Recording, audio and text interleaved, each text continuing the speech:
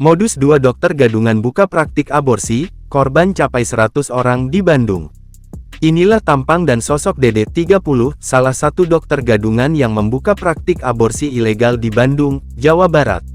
Dede mengaku dirinya tidak secara langsung mengaku sebagai dokter kepada orang yang ingin atau konsultasi untuk diaborsi.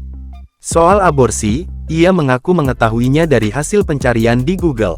Dede mengaku sudah memandu praktik aborsi dengan memanfaatkan grup Facebook dan WhatsApp sejak tahun 2021.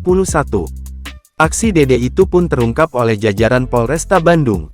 Kapolresta Bandung, Kombes Pol Kusworo Wibowo mengatakan, modus aborsi ilegal ini dilakukan oleh seseorang yang bukan dokter, namun mengaku dokter, dan menjual obat-obat terlarang yang seharusnya diperjualbelikan berdasarkan resep dokter.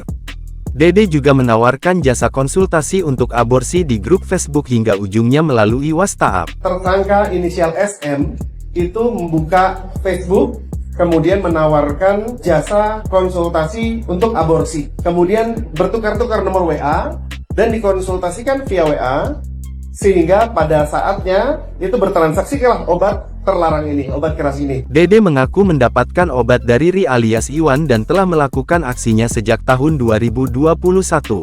Untuk obat ini, memang tersangka SM itu membeli dari RI, itu 12 strip, ulangi, 12 strip itu dengan harga 2,5 juta.